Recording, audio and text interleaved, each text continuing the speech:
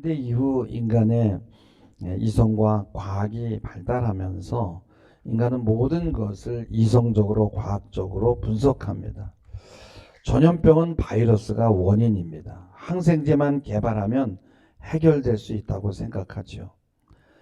흑사병으로 유럽과 아시아의 전체 인구 4분의 1이 죽었습니다. 이성적으로는 항생제가 개발되지 않아서 죽은 것이에요. 사스, 조류 감독, 심종 플루, 에볼라, 코로나19 바이러스들은 눈에 보이지 않는 세균들이 원인인 것입니다. 분명 바이러스에는 그 원인이 있는 것은 사실이지만은 우리 인간은 영적인 존재이기 때문에 과학적인 설명만으로는 만족이 되지 않아요. 신앙인들은 더 근원적인 것에서 원인을 찾게 됩니다. 왜 그래요? 하나님이 우리 뇌에 그런 장치를 내장시켜 놓았기 때문입니다. 과학자들은 이런 우리를 보고 원시적이다, 유아적이다, 미련하다라고 합니다. 그러나 기독교인들은 결단코 영적 의미를 포기하지 않습니다. 이스라엘에서 다윗 왕이 인구 조사를 하므로 이스라엘 백성 전체가 심판을 받게 되는 거예요. 다윗이 하나님을 의지하지 않고 백성의 수, 남자들의 수, 가진 무기를 의지하게 됐을 때 하나님이 다윗을 치게 됩니다. 그때 하나님이 이스라엘을 전염병으로 치게 되는데 과학자들은 그렇게 말합니다. 전염병을 치료할 수 있는 항생제만 있었다면 별 문제가 없었을 텐데 그때 항생제가 없어서 하나님의 심판으로 해석하는 것이다. 그러나 성경은요, 죄, 그 중에서도 교만이 그 원인이라고 말하는 거예요. 다윗이 오르난의 타작마당에서 죄를 회개하기 위해서 번제와 화목제를 드리고 난 후에 하나님은 천사에게 칼을 거두라고 말합니다. 그리고 그 전염병의 재앙이 그치는 거예요. 여러분, 기상학은 광풍이 일어난 이유를 과학적으로 설명합니다. 한류와 난류가 만나서 어떤 현상을 일으켰다든지, 고기압과 저기압이 어느 지역에서 충돌했다든지, 북극의 찬 공기가 어떤 현상으로 빠져나가지 못해서 한파가 왔다든지, 과학적으로 얼마든지 설명이 가능합니다. 그러나 그런 현상을 일으킨 더 큰 영적인 힘에 대해서는 생각하지 않아요. 거대한 폭풍이나 태풍을 만날 때 우리가 두려워하는 이유는 과학을 몰라서가 아니에요. 폭풍과 태풍의 배경 뒤에 무언가 우리가 알지 못하는 더 큰 힘이 작용하고 있다는 그 막연한 생각 때문에 그런 거 아니겠습니까? 과학으로 어떻게 포획되지 않는 어떤 힘, 이것이 바로 영적인 거란 말이에요. 그래서 오늘 말씀 35절 37절에 보면은 주님이 해가 어둑해지기 시작할 때 제자들에게 우리 저편으로 건너가자 그래요. 근데 바다 중간을 이르렀을 때 큰 광풍이 일어납니다. 물이 배에 들어옵니다. 배가 위험한 상태에 처하게 되죠. 제자들이 또 이 광풍을 보고 이 바닷물이 뱃속에 차오르는 것을 보면서 다급해가지고 주님이라 그러지 않고 선생님이라고 그래요. 도와주세요, 선생님. 지금 이 상황에서 주무시고 있습니까? 자연스러운 반응이죠. 연약한 인간에게 자연현상은 두려워요. 이 자연현상을 아직도 과학이 완전히 점령하지 못했습니다. 인간의 욕망이 기후의 이 온난화를 만들어서 폭풍과 태풍이 온다는 것을 머리로는 알지만요, 과학으로 우리 인간의 욕망을 억제하지 못합니다. 다급한 상황에서 이게 과학적으로 무슨 현상이지요라는 질문이 나오나요? 자연스럽게 두려움이 밀려옵니다. 아이고 하나님, 외마디의 비명을 지르게 되는 거예요. 우리가 영적인 존재이기 때문에 사건을 만나면 늘 하나님을 찾는 거예요. 하나님, 왜 저에게 이런 일이 일어났지요? 아니, 그 과학적인 설명하지 말고요, 왜 나냔 말입니다. 왜 거기에 내가 있었죠? 왜 내가 그 길을 가는 순간에 그런 사고가 거기에 있었습니까? 무한 비행기의 참사가 원인은 밝혀졌지만 유가족은 왜 하필 그때 새 때가 그리로 지나갔습니까? 왜 하필 제 아들이 그 비행기를 탔냔 말입니다. 제가 무슨 잘못을 했나요? 라고 질문을 하게 되는 거예요. 여러분, 우리는 질문하는 존재인데요. 왜 그래요? 영적 존재이기 때문에 영적 질문을 하는 겁니다. 그러면 하나님이 또 우리에게 질문하는 거예요. 너는 나를 누구라 생각하느냐? 그때 우리는 영적인 대답을 해야 된단 말이에요. 하나님이 우리를 그렇게 만들었어요. 그 안에서에만 우리의 정체성을 찾을 수 있기 때문에 그런 거예요. 아무리 과학이 발달해도 우리는 절대 이런 입장을 버리지 않습니다. 과학의 영역이 미치지 못하는 곳이 있다는 것을 우리는 알고 있어요. 여러분, 전염병이 창궐해도 그 가운데 살아난 사람들이 있잖아요.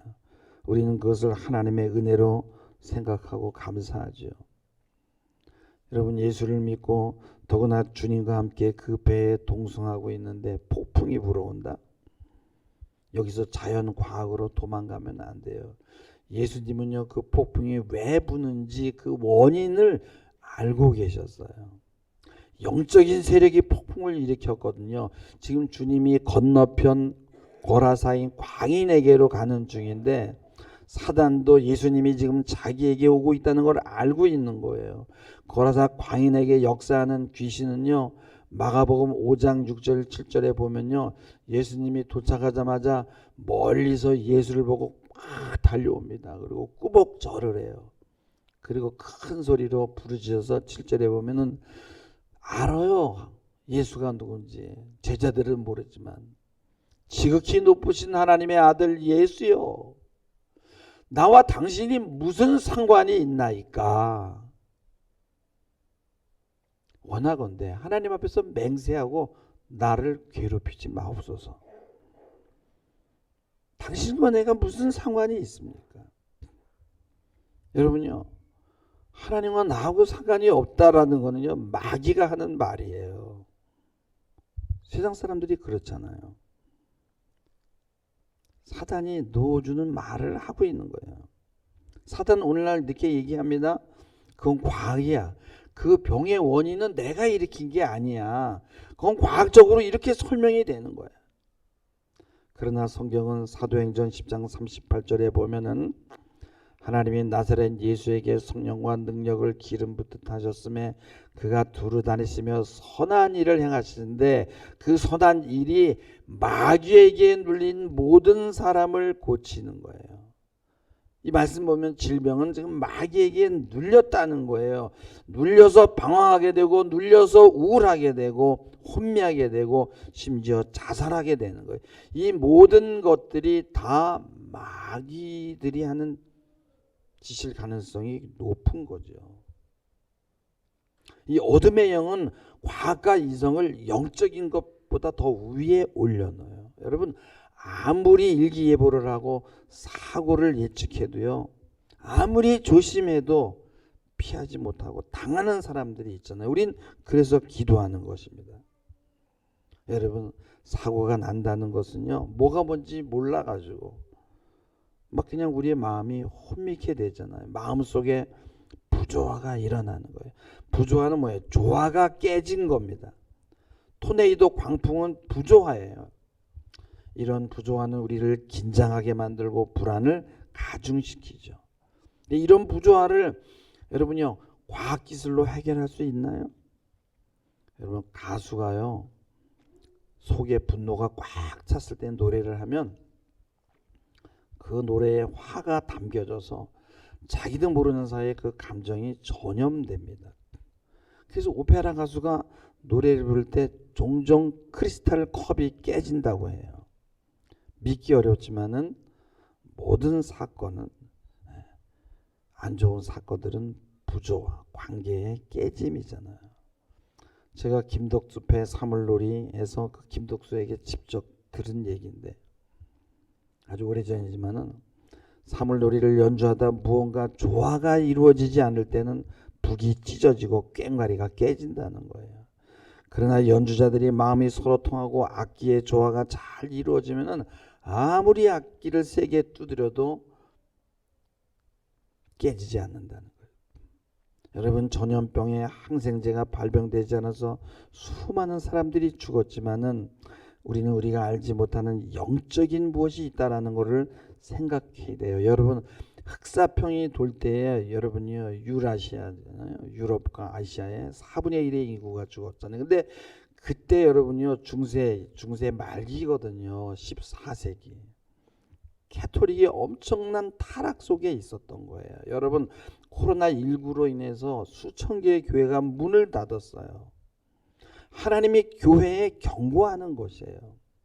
성경은 다윗 왕이 영적으로 어두워졌을 때, 한 국가의 지도자가 무너질 때 전염병이 돌았다고 말합니다. 여러분요, 유전공학자가 애인을 사랑할 때 과학적으로 DNA 배열로 보나요? 사진사가 멋진 자기 애인을 보고선 점들의 집합으로 보나요? 여러분, 인간이 사랑에 빠지고 비이성적이 되는 것은 DNA의 배열 때문에 아니에요. 점들의 집합 때문이 아니라 보이지 않는 무엇, 아름다움에 대한 그 원형적인 그런 이 힘이 우리에게 있기 때문에, 그걸 볼 수 있는 능력이 있기 때문에 그런 거예요. 여러분, 자동차 접촉사고가 나면은 여러분이, 우리는 그렇잖아요. 원인과 결과를 따지기 전에 아이고,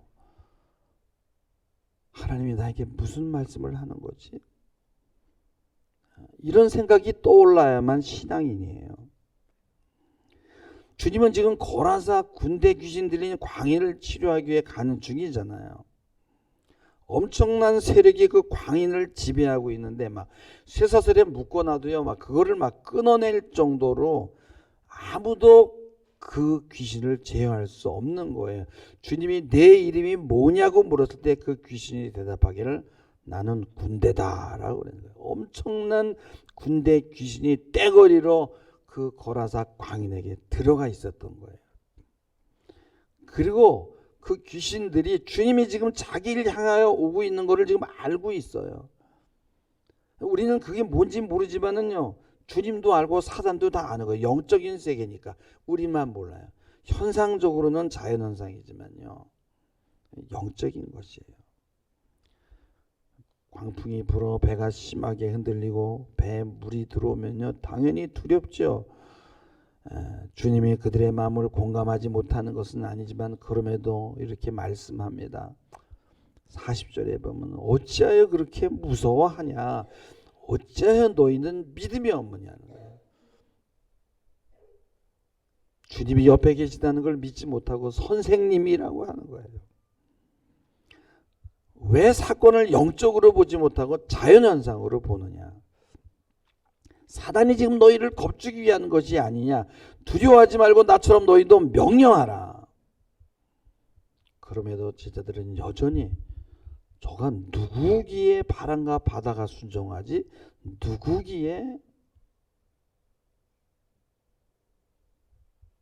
사실요, 여러분요, 바람과 바다가 아니라 영적인 활동이잖아요.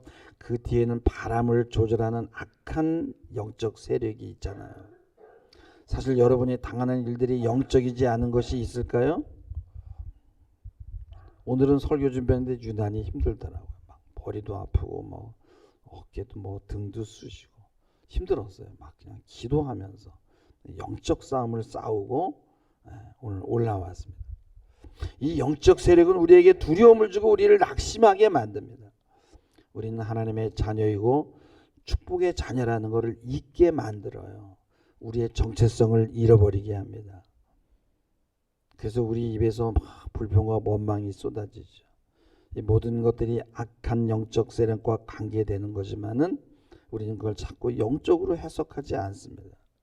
여러분의 자녀 문제도 영적으로 해석하길 바랍니다. 내 자녀를 혼미케 하고 방황케 하는 악한 영이 있어요. 그래서 여러분들은 자녀를 위해서 기도해야 됩니다.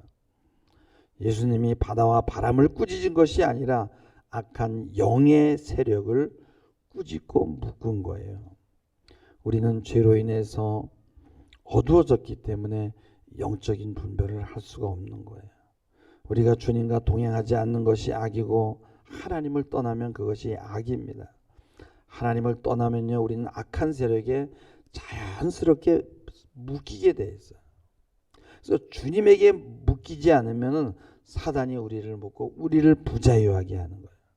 우리는 한 치 앞도 내다보지 못하는 연약한 존재예요. 인간이 이런저런 자랑합니까? 아무리 허세를 부려도 소용이 없습니다. 여러분요, 이 카페나 이런 클래식한 장소에 가면은 모차르트의 음악이 잔잔하게 흐르는 경우가 많아요. 여러분 이상하지 않아요? 작은 소리로 살짝만 깔아줘도 공간이 꽉 찬 느낌이 들어요. 그렇지만은 락의 음악은요, 작게 틀지 않아요. 왜 그렇게 크게 틀어요? 그만큼 사람들에게 에너지를 충전시켜 주지 못하기 때문에 그런 거예요.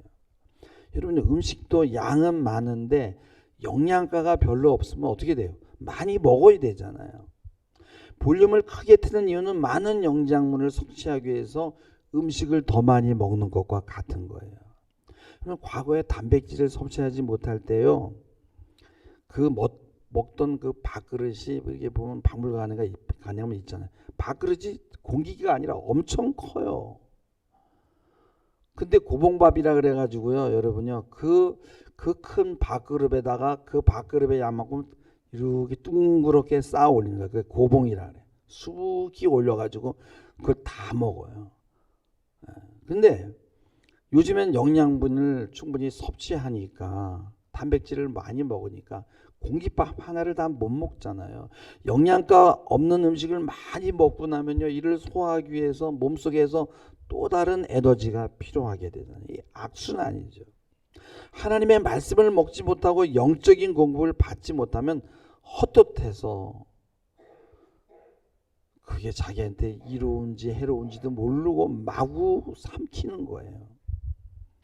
그럼 우리 인간은 언제든지 위기를 맞을 가능성이 있는데, 이런 위기를 당했을 때 책이든 회화든 음악이든 연극이든 정신에 위대한 힘을 주는 것을 바로 예술이라고 하는데, 그걸 클래식이라고 하는 거예요.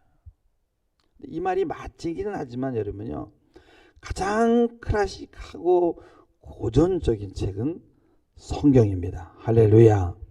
이게 성경이 빠지면은 안고 없는 찐빵이 되는 거예요. 프랑스의 위대한 무신론적인 실존주의 철학자가 있었어요. 샤르트르라고. 샤르트르가 병들어서 병원에 입원해서 자신의 죽음을 예감해야 되는데, 이걸 받아들이기가 너무 힘들으니까 막 간호원에게 소리 지르고 막 물건을 집어 던지고, 내가 왜 죽어야 되냐, 내가 왜 이 병원에서 이 지경이 돼야 되냐고 막 그냥 그 병원에서 깽판을 죽인 그런 일화가 있어요. 정신으로 안 되는 거예요. 죽음 이후에 대한 보장이 없기 때문에. 그 위대한 정신으로는 한계가 있다는 거예요. 영적 단계로 올라서지 못하면 공포와 근심과 염려에 사로잡혀서 결국은 우리는 쓰러지게 되는 거예요. 우리는 영적인 소리를 듣는 사람입니다. 하나님의 음성을 듣는 사람들이에요. 아무리 폭우가 몰려와도 그 속에서 주님의 음성을 들으시기 바랍니다. 한 바이올린 연주자가 임신 중에 연주 계획이 잡혀서 뱃속에 아이를 가진 채 연습을 하는 거예요. 그러다가 아이를 낳았는데, 아이가 이제 유아기를 지나서 바이올린을 가르치기 시작했는데, 오늘날 이 아이가 가르치지 않았는데도 곡을 연주를 하는데 전곡을 완벽하게 쉽게 연주해 버리는 거예요. 그래서 너 이거 어디서 배웠냐 물었더니 나도 몰라. 아기도 잘 몰라요. 엄마가 가만히 생각해 보니까 그 곡이 자기가 아기를 뱃속에 놓고 그냥 그 연주 때문에 매일 연습하던 그 곡이에요. 그러니까 아이는 자신의 뱃속에서 이 엄마의 뱃속에서 그 곡을 반복해서 들었던 것이에요. 그리고 익힌 거예요. 이게 사람이 무엇을 듣고 사느냐는 것은 정말 중요합니다. 조용하고 차분한 음악을 들으면 마음이 가라앉고 생각이 정리돼요. 하나님의 말씀을 들으면 근심과 염려에 염려에서 떠날 수가 있어요. 그리고 자신을 맡기고 평안을 얻게 되는 거예요. 트로트 음악을 듣고도 눈물을 흘리더라고요. 연민에 빠지는 거예요. 거기에 무슨 평안이 있겠습니까? 시끄러운 소리를 들으면 두려움이 오고 생각이 복잡해지는 거예요. 사단은 광풍의 소리, 시끄러운 파도 소리로 우리에게 겁을 주잖아요. 그러나 말씀으로 충분히 여러분 달랠 수 있는 사건임을 믿으시기 바랍니다. 잘 들여다보면 허풍이고요. 요란만 떠는 겁니다. 우린 하나님의 자녀예요. 교회의 머리 대신 주님에게 여러분 자신을 묶으시기 바랍니다. 사람들은 생각하기를 기독교가 우리를 억압하고 강제하고 우리를 묶는다고 생각해요. 그러나 어둠의 영들에게 묶여 있는 것을 알지 못해요. 그들은 이 묶임은 사진을 찍어도 나오지 않고 바이러스 검사를 해도 알 수 없어요. 칼빈은 자유에 대해서 이런 말을 합니다. 자유란 해야 할 것을 할 수 있고 하지 말아야 할 것을 하지 않을 수 있는 것이다. 그럼 부자유함이란 뭐냐? 해야 될 것을 알면서도 그것을 할 수 없는 것이요, 하지 말아야 할 것을 알면서도 그것을 하고 있는 것이라고 했어요. 그래서 사도 바울은 로마서 7장 15절에 내가 행하는 것을 내가 알지 못하노니 곧 내가 원하는 것은 행하지 아니하고 도리어 미워하는 것을 행함이라고 말씀해요. 이게 인간이에요. 무언가에 사로잡혀 살 수밖에 없는 것이 바로 우리의 인생입니다. 자신을 자신이 구속할 수 있는 것이 진짜 자유거든요. 참 자유란 말, 나를 묶을 수 있는 능력이에요. 그래서 결혼할 때 나의 부인에게 구속하기로 약속하잖아요. 그래서 자유함이 있는 거예요. 그걸 못하게 되면 계속 한눈 팔다가 이상한 짓 하게 되고 부자유하게 되는 거예요. 우리가 예수님의 신부가 되지 못하면 우리는 부자유할 수밖에 없습니다. 고린도후서 3장 17절에 보면은 주는 영이시니 주의 영이 계신 곳에는 자유가 있다라고 말씀합니다. 여러분, 보이지 않는 세계 겁낼 필요가 없습니다. 하나님의 말씀을 붙들고 말씀으로 보면 보이지 않는 세계가 해석되는 거예요. 우리의 심령 속에 주의 영이 계속 거하기만 한다면 폭풍도 잠재울 수 있는 능력이 우리 안에 있음을 믿으시기 바랍니다. 요한복음 8장 31절에 보면 너희가 내 말에 거하면 참 내 제자가 되고 진리를 알지니 진리가 너희를 자유케 하리라. 때문에 우리는요, 말씀에 나 자신을 묶어야 돼요. 말씀에 묶는다는 것은 말씀이 육신이 된 우리 주님에게 나를 묶는다는 거예요. 오늘 읽은 41절에 보면은 그들이 두려워하잖아요. 그러면서 도대체 이 사람이 누구기에 바람과 파도가 순종하는가? 그분은 누굽니까? 라고 우리는 질문하잖아요. 사실은 그건 뭐예요? 하나님이 우리에게 질문하는 거예요. 넌 나를 누구라고 생각하느냐? 우리의 구세주이시고 보이지 않는 것을 보는 분이에요. 그래서 주님을 따르는 것이 바로 지혜의 근본이에요. 여러분, 예배 드리는 게 얼마나 큰 복인지 모릅니다. 여러분, 영적인 일을 치르려고 한번 해보세요. 항상 영적인 방해가 나타나요. 내가 좀 신앙생활을 좀 잘해보고 싶어 해보세요. 더 방해가 일어납니다. 예배하려고 하고 또 전도하려고 하면 이런저런 핑계가 생기고 더 바쁜 일이 생기게 돼요. 막 정서적인 폭풍, 지적인 폭풍, 외연적인 사고와 시험들이 따라오잖아요.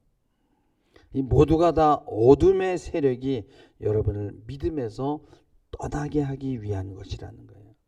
오늘 여러분들이 이 자리에 나온 것도요, 치열하게 영적 전투를 치르고 나온 거예요. 여러분,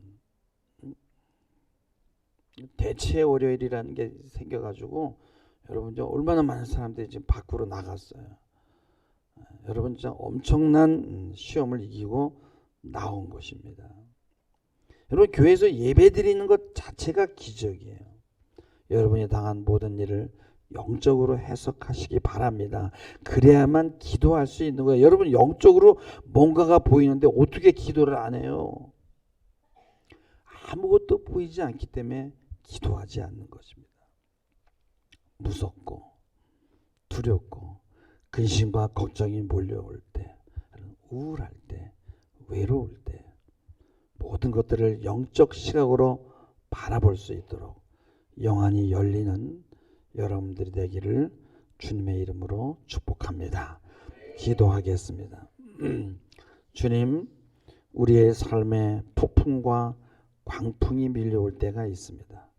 그 사건들을 영적으로 바라볼 수 있는 눈을 열어주시고 영적으로 해석할 수 있는 통찰과 지혜를 주옵소서. 예수님의 이름으로 기도하옵나이다. 아멘.